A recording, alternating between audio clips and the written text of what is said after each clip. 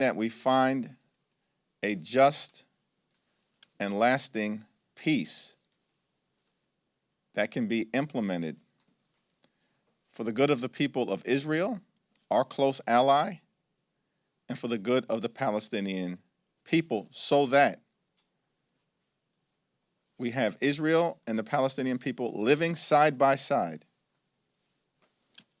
in peace, security, and prosperity. This is day 7 of the Trump shutdown of the federal government. And Democrats in the House and Democrats in the Senate continue to hold the line on behalf of the American people. Why? Because we're fighting to protect their health care in the midst of a crisis that has been inflicted upon them by Republicans from the very beginning of Donald Trump's presidency. Republicans have hurt everyday Americans in order to reward their billionaire donors. That's what the one big ugly bill was all about. Largest cut to Medicaid in American history. Stole food from the mouths of children, seniors, and hungry veterans in order to provide massive tax breaks, permanent in nature, to the wealthy, the well-off, and the well-connected. Democrats have a very different approach to what we should be doing in order to make life better for the American people. And at this moment in time, that's addressing the Republican health care crisis that is devastating millions of people all across the country. And because of the Republicans' continued refusal to extend the Affordable Care Act tax credits, tens of millions of Americans are about to experience dramatically increased premiums, copays, and deductibles that will bankrupt them or deprive them of the health care that they need for themselves, their children, and their families. That's completely and totally unacceptable. And the government remains shut down right now because of the refusal and unwillingness by Donald Trump and Republicans to actually provide health care to working class Americans. That's an unacceptable position, and that's why Democrats continue to fight this fight on behalf of the American people. Whether they live in a blue state, a purple state, or a red state, this fight that Democrats are waging is on behalf of all Americans. Questions? Thank you, Mr. Leader. I just want to get your take on this memo that's circulating in the White House that seems to suggest that furloughed workers may not get back pay. What is your reaction to that guidance, and is it your expectation that some type of language to ensure back pay will be included in any final CR or bill once this shutdown is resolved? Donald Trump and his administration have been torturing federal employees since the very beginning of his presidency, engaging in mass firings, harassing them, brutalizing them, laying people off without justification, and violating the law. So let me be clear to those hardworking federal employees who are now being victimized by this Trump Republican shutdown. We continue to stand with you, and will stand with you as we've done from the very beginning of this presidency. And the law is clear. Every single furloughed federal employee is entitled to back pay. Period, full stop. The law is clear, and we will make sure that that law is followed. Mr. Leader, good morning. Thank you. I've been to dozens of these press conferences with you where you've had a screenshot up here of something that Marjorie Taylor Greene has said, usually something outrageous. Today, you're saying that she's making your point. Is the enemy of my enemy my friend in this case? What I'm saying is that Democrats have been crystal clear that this fight is about the health care of the American people. Marjorie Taylor Greene acknowledges this fight is about the health care of the American people. It's Republicans, in terms of the leadership, that is missing in action, that is currently on vacation, that has canceled votes, and that refuses to deal with the health care crisis that Republicans have created. The cost of living in America is far too high. The Trump tariffs are adding thousands of dollars of additional expenses to everyday Americans. Right now, rents out of control. Right now, housing prices out of control. Right now, electricity bills skyrocketing. Right now, grocery costs out of control. Right now. And because of the Republican refusal to extend the Affordable Care Act tax credits, as Marjorie Taylor Greene herself has acknowledged, tens of millions of people are about to experience dramatically increased health insurance costs. How is that acceptable in the wealthiest country in the history of the world? It's not. And a growing number of Republicans clearly are adopting the enlightened Democratic position that this fight is about the health care of working class Americans, middle class Americans, and everyday Americans. Thanks. Yep. Thank you, Mr. Leader. Speaker Johnson spent some time in his statements this morning talking about New York and the impacts that'll see from the shutdown, saying that the state will lose $1.2 billion a month in GDP as the shutdown stretches on. Also, a recent CBS poll found majority of Americans are really concerned about the economic impacts of the shutdown. You say you speak with your constituents often. What are you hearing from them about the impacts that they're seeing? What's the attitude about the shutdown that they're having? Democrats are really concerned about the Trump Republican shutdown and the fact that this is part of a pattern of continuing to devastate the American economy. The overwhelming majority of Americans right now, whether you're a Democrat, a Republican, or independent, collectively believe that the country is heading in the wrong direction. And the Republican shutdown is making things worse. Making things worse.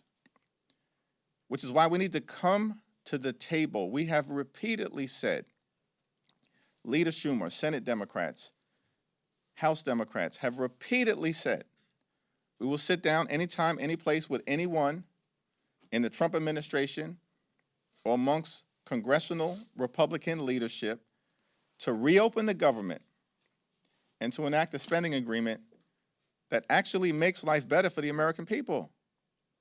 But it has to make life better for the American people, not for the wealthy, the well-off, and the well-connected.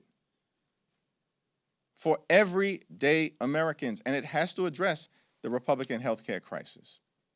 Let me also make one other thing clear. This fight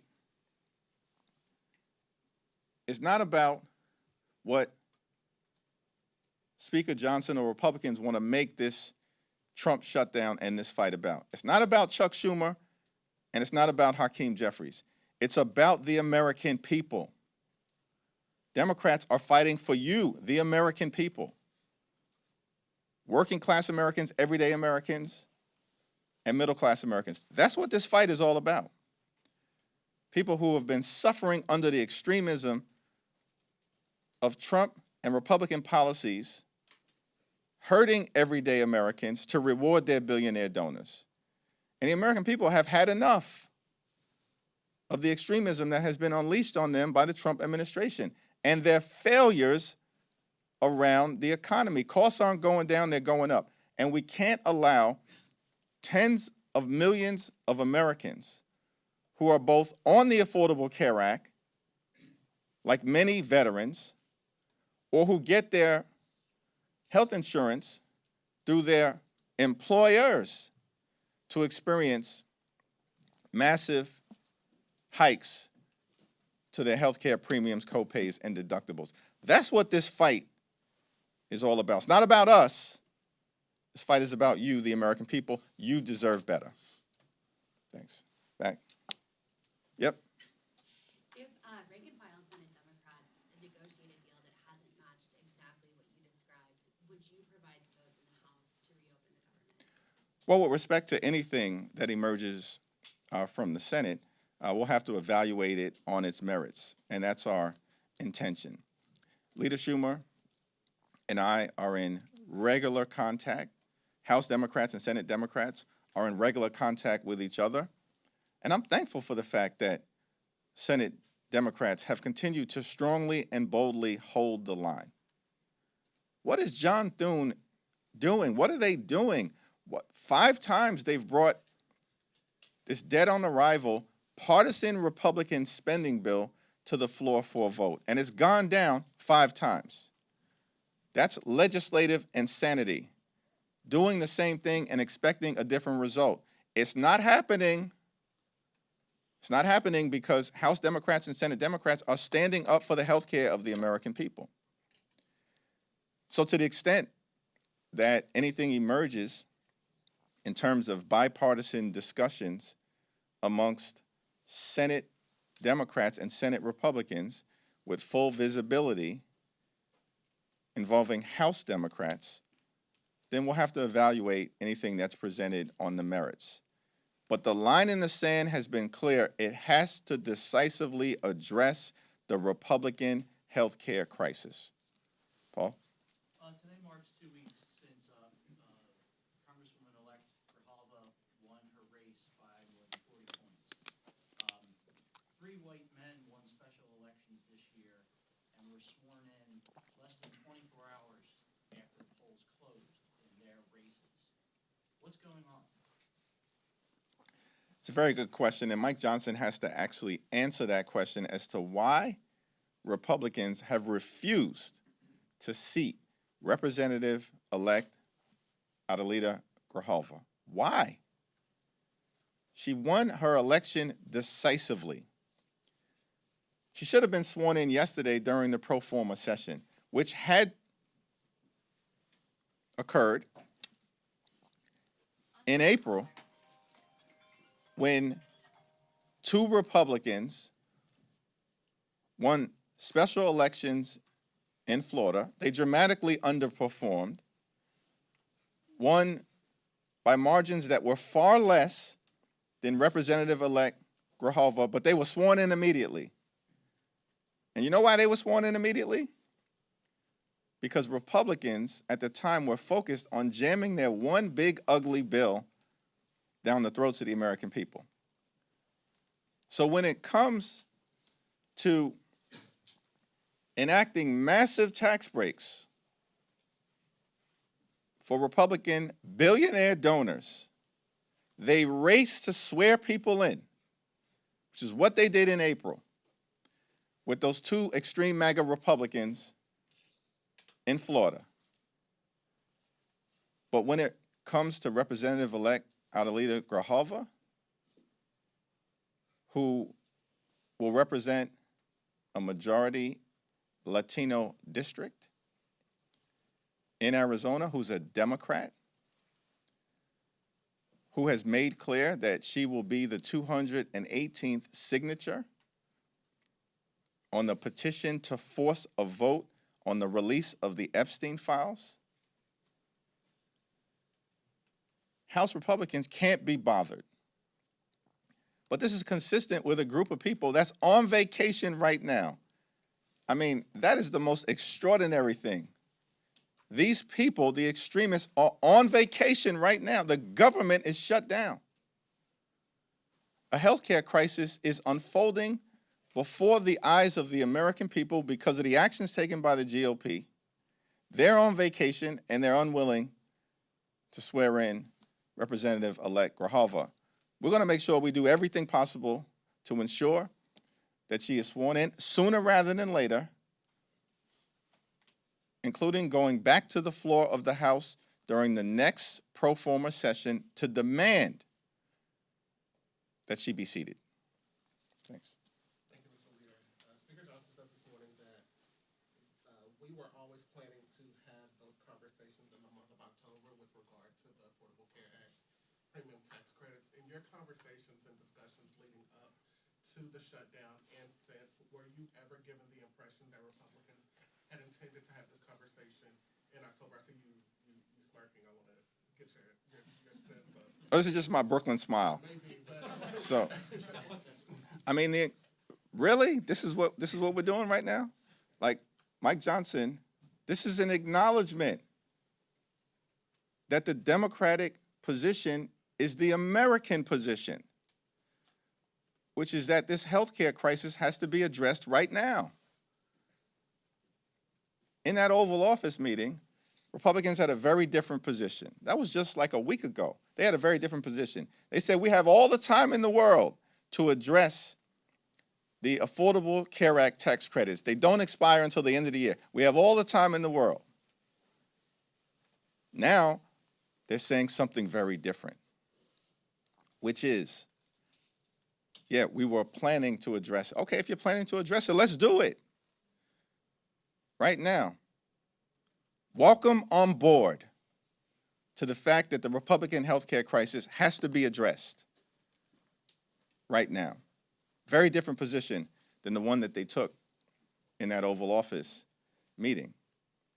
We have consistently pointed out that how is it the case that you bent over backwards to pass your one big ugly bill, rip health care from millions of Americans, steal food from the mouths of hungry children in order to reward your billionaire donors, and those tax breaks that were enacted in connection with the Republican one big ugly bill, they were made permanent. And they expired on December 31st of this year. It was an unsustainable position, as Democrats have repeatedly pointed out, that Republicans raced to provide massive tax breaks for the wealthy, the well-off, and the well-connected, setting the country on a path toward possible bankruptcy or financial ruin, skyrocketing the debt by more than $3 trillion, doing it on the backs of working-class Americans, because there was apparently urgency to renew those massive tax breaks because they expired on December 31st of this year. And then at the same time, taking the position in the Oval Office meeting and publicly that we have all the time in the world to deal with the healthcare crisis that we've created and the Affordable Care Act tax credits that are expiring. Of course, that was an unsustainable position. And I'm thankful that Republicans are now acknowledging it. But they still have to actually sit down at the negotiating table so we can resolve the issue, consistent with what Marjorie Taylor Greene has said needs to be done. Address the cost of living crisis that Republicans have made worse in the United States of America. Leader Jeffries, there's a bipartisan bill in the House that's been introduced to do a one-year extension of these ACA subsidies. Is that acceptable to you, and how would you vote if that came up? A one-year extension of the Affordable Care Act tax credits is not acceptable. It's a non-starter. It's a non-starter. It was introduced by the same people who just permanently extended massive tax breaks for their billionaire donors. Think about that. And now what they're saying to working class Americans who we're standing up for, middle class Americans who we're standing up for, and everyday Americans who we're standing up for, whose tax credits are about to expire and they're getting ready to face dramatically increased premiums. And we're talking about veterans, we're talking about farmers, we're talking about ranchers, we're talking about everyday Americans. And they only get a one-year extension? Like, what world are these MAGA extremists living in right now? To think that Democrats are going to go along with a one-year extension from a group of people, meaning the Republicans, who just permanently extended massive tax breaks for their billionaire donors. It's a laughable proposition. It makes no sense. The Democratic position has been clear. Permanent extension. And let's go from there in terms of a negotiation. Leader Jeffries, thank you. We talked about how President Trump said yesterday he's willing to work with Democrats and have the conversation about health care. You just said you and Leader Schumer would also be willing to do that.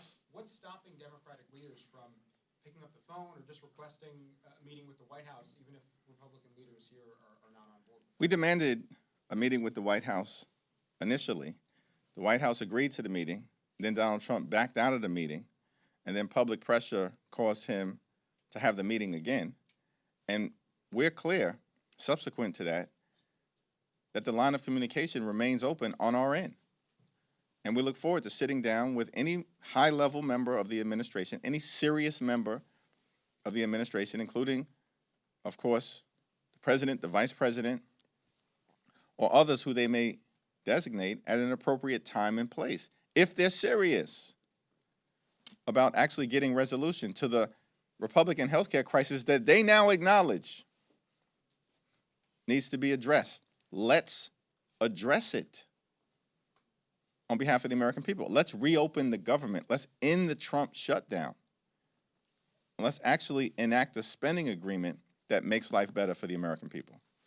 One of the things that's been floated is sort of capping the Obamacare program, not allowing new enrollees to have the subsidy or income limits. Are you open to any of those ideas? I mean, let's be clear about one thing here again. The notion that a group of people who just jam these permanent tax breaks down the throats of the American people for their billionaire donors, suggesting that the Affordable Care Act tax credits should not be made available to small business entrepreneurs, to working families, middle-class Americans, and everyday Americans, is the irony of all ironies. And if that's their position, they can take a hike. I mean, 93% of the people currently, hear me, America, 93% of the people who benefit from the Affordable Care Act tax credits make $63,000 or less. These are working class Americans that Democrats are fighting to protect in terms of their health care. The Affordable Care Act tax credit extension is a battle for everyday Americans. And this is another example of Republicans throwing out baseless lies to try to defend their indefensible position, which is that they've assaulted the health care of the American people. Democrats are on the right side of that fight, and Republicans are certainly on the wrong side. Thank you, Leader.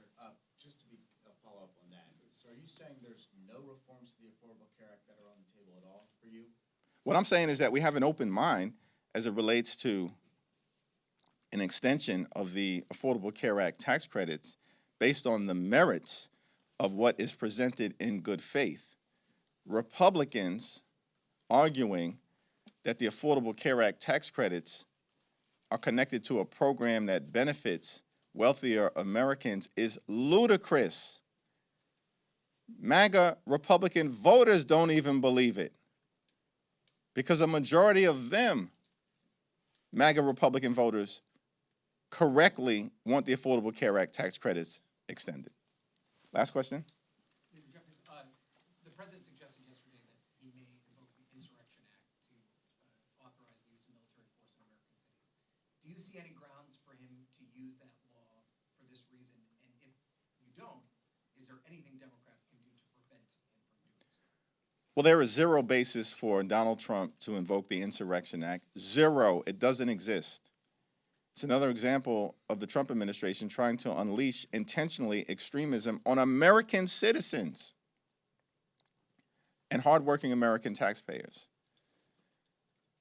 And as Democrats, we're going to continue to stand with Governor J.B. Pritzker in Illinois, stand with them in support of the lawsuit that was filed this morning, and stand with the people of other American cities in defense of their rule of law and the American way of life. Thank you. How about that Brooklyn smile for the Yankees against the Blue Jays here? We all win tonight. Sure about that? That's right.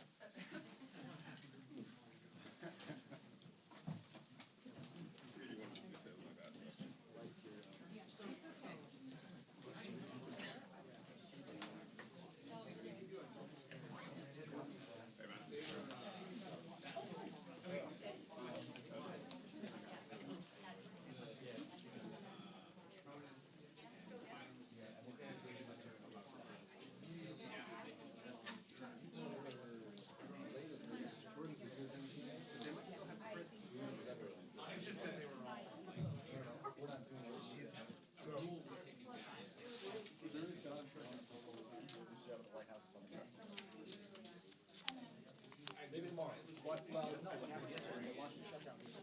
All right.